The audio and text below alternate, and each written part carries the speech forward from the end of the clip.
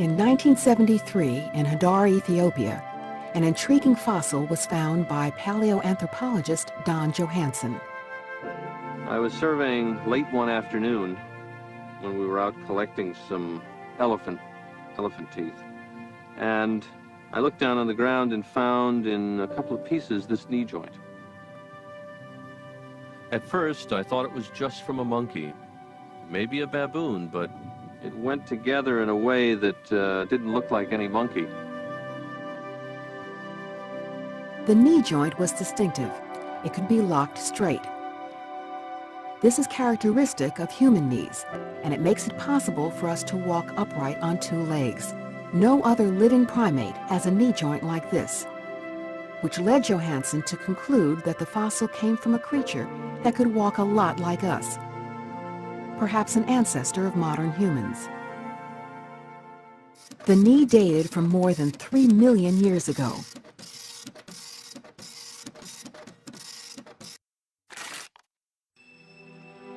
At the time of its discovery, it was one of the oldest fossils to show evidence for upright walking.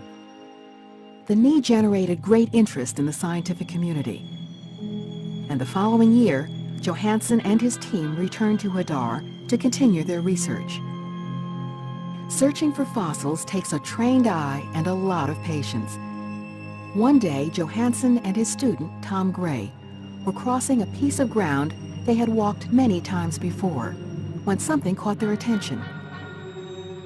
Looking around, they saw parts of a leg bone, a piece of jaw, and a fragment of skull. A meticulous search revealed more and more fragments.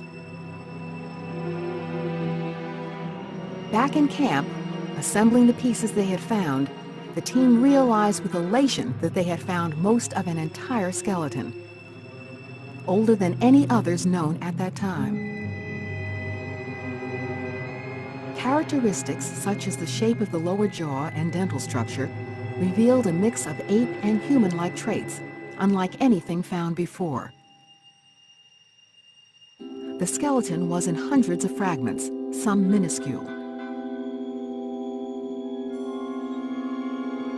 Each of them had to be meticulously cleaned and pieced together. The pelvis alone took hours to assemble.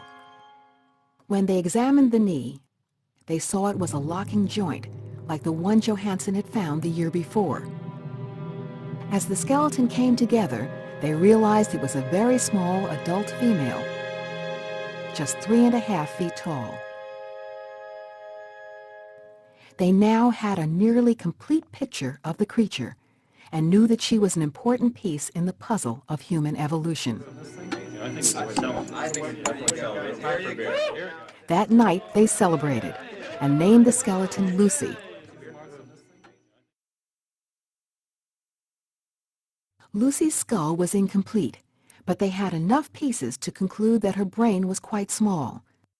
Later expeditions yielded more skulls of Lucy's kind, and ultimately an almost complete skull. The delicate task of piecing all the fragments together fell to anatomist Bill Kimball. Even already we can see that as we assemble larger pieces from smaller pieces, joining them together, we begin to get a fairly impressive picture of a species that has a very ape-like face with big protruding brow ridges, very ape-like. Lucy's skull featured a receding forehead and prominent face.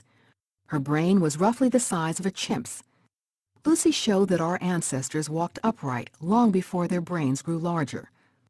Although recent fossil discoveries have revealed that earlier hominids were walking upright for at least 1 million years before Lucy was born, she remains a landmark fossil find more than 30 years after her discovery.